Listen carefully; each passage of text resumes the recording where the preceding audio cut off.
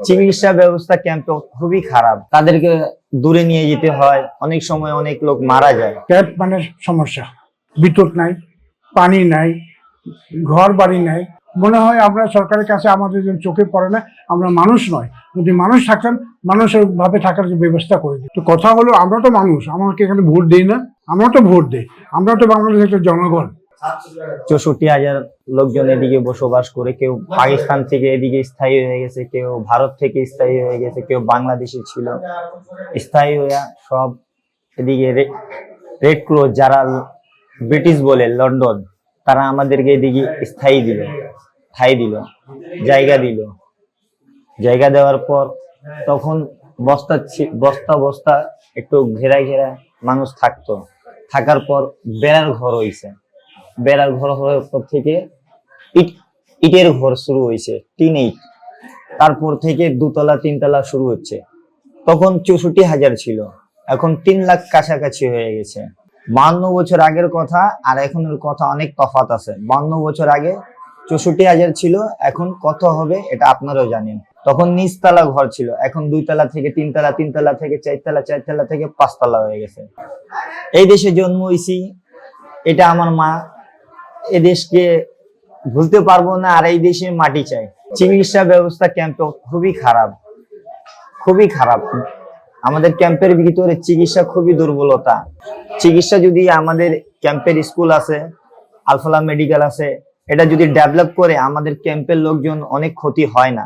আর ক্যাম্পের মানুষ তো সবাই তো বাঙালি, এই দেশে জন্ম হয়েছে, তারা তো চিকিৎসা দরকার আছে, তাদেরকে দূরে নিয়ে যেতে হয়, অনেক সময় অনেক লোক মারা যায়, অনেক ক্ষতিগ্রস্ত হয়ে যায়, জীবন নিয়ে খেলা হচ্ছে। এটা ক্যাম্প মানে সমস্যা, বিদ্যুৎ নাই, পানি নাই, ঘর বাড়ি নাই।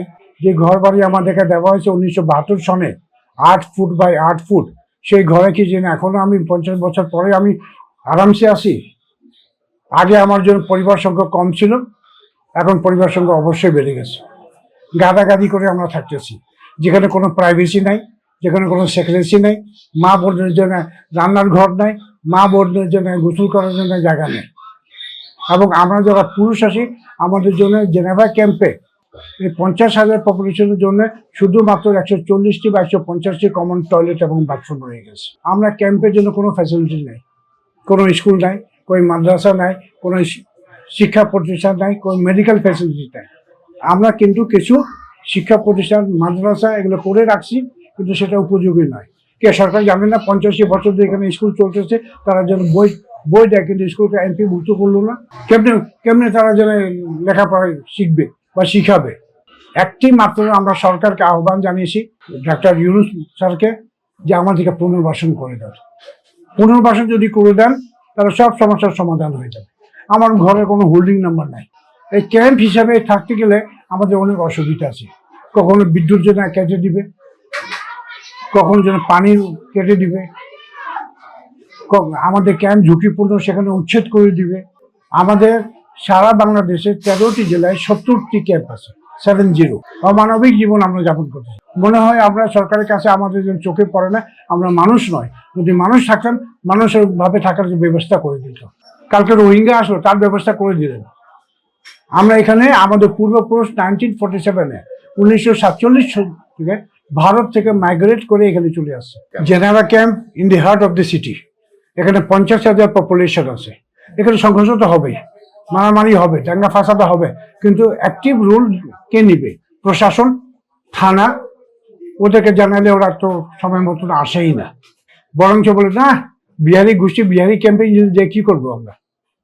তো কথা হলো, আমরা তো মানুষ, আমাকে এখানে ভোট দেই না, আমরা তো ভোট দেই, আমরা তো বাংলাদেশের একটা জনগণ, আমাদের একটা স্বীকৃতি আছে। হয়তো আগে ছিল না, এখন আছে কিন্তু।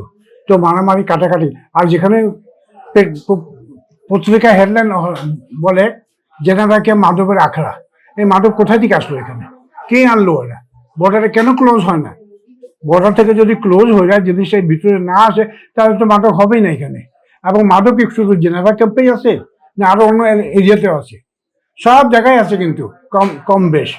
তা আমরা কিন্তু নিয়ন্ত্রণ করতে চাই, কিন্তু এখানে একটা সিন্ডিকেট কাজ করতেছে।